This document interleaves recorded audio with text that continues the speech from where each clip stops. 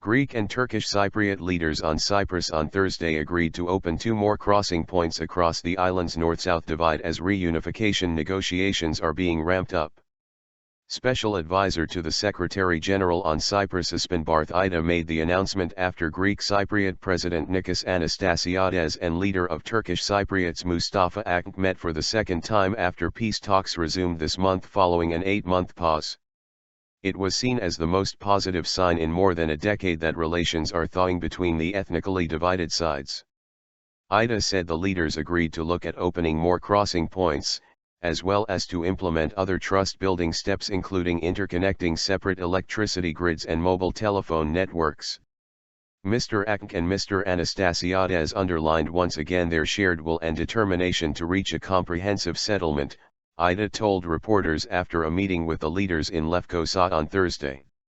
Thursday's announcement reflects growing optimism that an end may be in sight for a conflict that has defied mediation for decades. Long-running peace talks, halted for 7 months, resumed this May after Akıncı, a leftist moderate, won the presidency in northern Cyprus in April. The resumption of talks is a hugely positive step.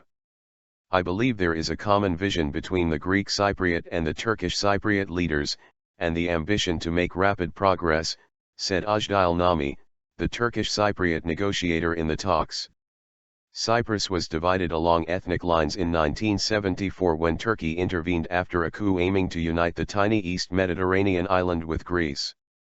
Turkish Cypriots declared an independent state in the island's northern third, but it's recognized only by Turkey, which keeps more than 30,000 troops there. Although Cyprus is a European Union member, only the internationally recognized South enjoys full benefits. There are currently 7 crossing points across the 180-kilometer, 120-mile, uncontrolled buffer zone. The first opened 11 years ago in 2003 after nearly 3 decades of the two sides' almost complete isolation from each other.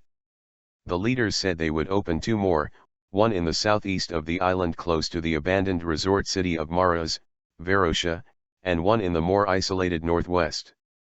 Eide said Anastasiades and Akıncı agreed on the desirability of mobile telephone interoperability. The 2 leaders want this issue to be solved, he said. Such a move could affect the profits of mobile telephone companies. Both sides charge international rates for a subscriber on one side calling a subscriber living on the other side. The trust-building steps aim to inject more momentum into the talks and win over skeptics by underscoring the leaders' commitment to solving the decades-old problem. Anastasiades said the leaders are focused on delivering a swift peace accord that lives up to the expectations of Greek and Turkish Cypriots and ensures that this state will fully comply with the European norms of other EU member states.